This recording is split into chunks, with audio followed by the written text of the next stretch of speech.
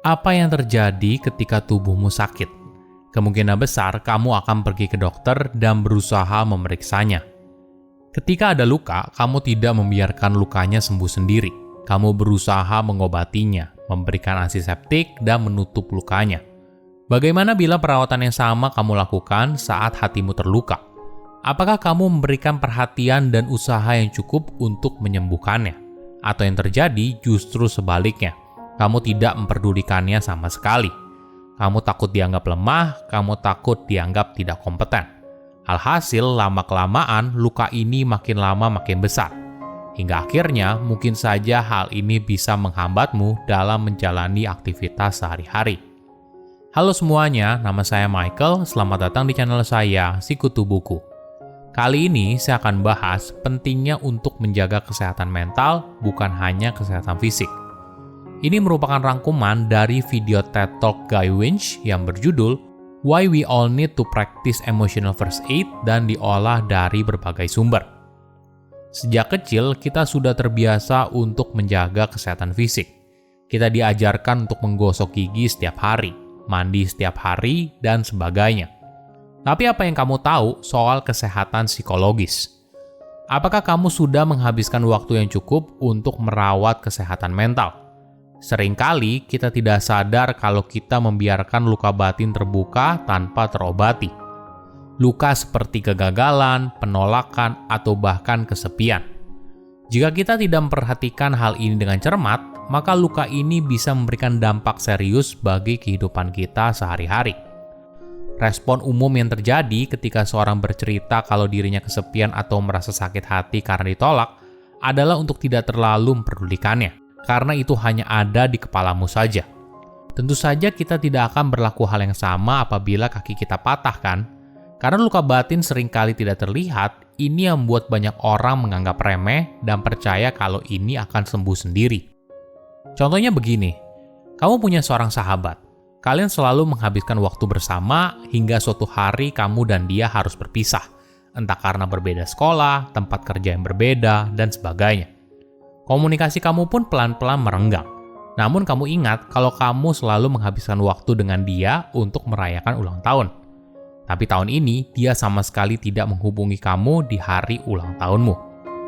Keesokan harinya, sahabatmu menelpon dan berusaha menjelaskan alasannya. Kamu pun tidak terima dan kalian berdebat. Hingga pada suatu momen, sahabatmu bilang, "Ya kalau saya nggak nelpon kamu, kenapa nggak kamu saja yang nelpon saya?" Situasi ini mungkin dialami oleh banyak orang, di mana kita punya ekspektasi tertentu bagaimana orang lain bersikap. Namun kenyataannya mereka tidak begitu. Mungkin alasan kenapa kita nggak nelpon ya karena kesepian. Rasa kesepian menciptakan luka psikologis yang dalam dan mampu mendistorsi persepsi dan cara kita berpikir. Kesepian membuat kita percaya kalau orang di sekitar kita tidak begitu peduli dari kenyataannya. Inilah yang membuat kita takut untuk menghubungi seorang ketika kita butuh sesuatu. Kita takut mengalami penolakan dan sakit hati, karena hatimu saja saat ini sudah terluka karena ekspektasi yang tidak sesuai. Perlu dipahami, rasa kesepian itu bersikap subjektif, tergantung apakah kamu merasa tidak terhubung secara emosional dan sosial kepada orang di sekitarmu. Banyak riset menemukan kalau kesepian merupakan sebuah hal yang serius.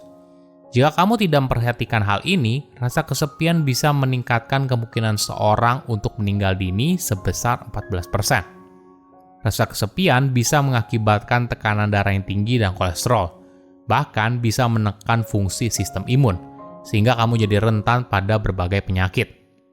Namun, kamu tidak bisa merawat luka psikologis apabila kamu tidak tahu kalau kamu sedang terluka. Selain kesepian, kegagalan juga hal yang serius. Apakah kamu sadar bagaimana pikiranmu bereaksi terhadap sebuah kegagalan? Jika tidak, maka kamu perlu memperhatikannya mulai dari sekarang. Karena jika tidak, pikiranmu akan berusaha meyakinkan kamu kalau kamu tidak mampu untuk mengerjakan sesuatu. Alhasil, kamu jadi pasrah dan berhenti mencoba terlalu dini atau bahkan tidak mencobanya sama sekali. Lalu pada akhirnya, kamu jadi makin yakin kalau kamu tidak bisa sukses. Inilah alasan kenapa banyak orang seringkali tidak mencapai potensi dirinya. Karena dalam perjalanan hidupnya, mungkin saja ada sebuah kegagalan yang meyakinkan mereka kalau mereka tidak bisa sukses, kemudian mereka mempercayainya. Nah, ketika hal itu terjadi, maka sangat sulit untuk mengubah pikiran kita.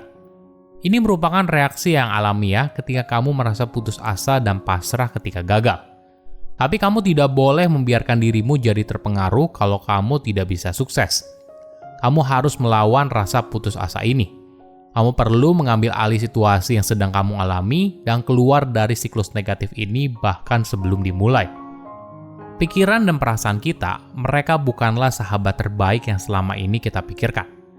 Mereka seperti seorang teman yang moody, seseorang yang bisa sangat suportif dalam satu momen, lalu di momen berikutnya bisa sangat tidak membantu.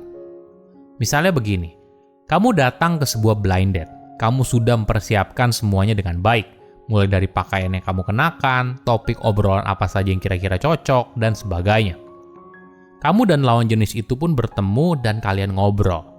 Tapi tiba-tiba saja di tengah blind date, lawan jenis itu mengajukan diri untuk pamit, lalu kamu di ghosting.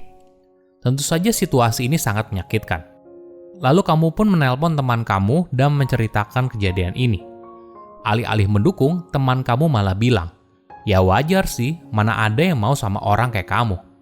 Kamu pun kaget, kok bisa teman kamu kejam banget, responnya kok seperti itu. Tapi ternyata itu bukan teman kamu yang bilang. Namun, itu merupakan suara dalam diri yang muncul setelah kamu menerima sebuah penolakan yang pahit. Suara itu lalu menuliskan daftar panjang kelemahanmu, alasan kenapa kamu gagal, dan sebagainya. Ini yang aneh. Ketika mengalami luka pada bagian tubuh, kita tidak mengambil benda tajam lalu membuat luka yang lebih besar. Tapi ketika kita sedang mengalami sakit dalam hal psikologis, kita justru membuat diri kita semakin tenggelam dalam situasi tersebut. Kenapa?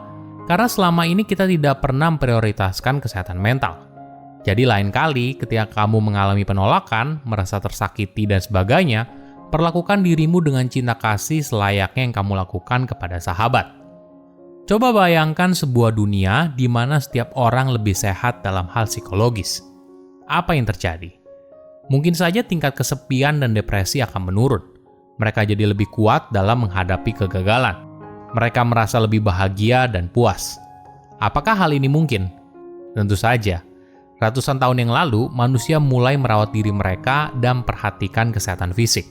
Alhasil, tingkat harapan hidup meningkat hingga lebih dari 50% dalam hitungan puluhan tahun. Sama halnya dengan kesehatan mental.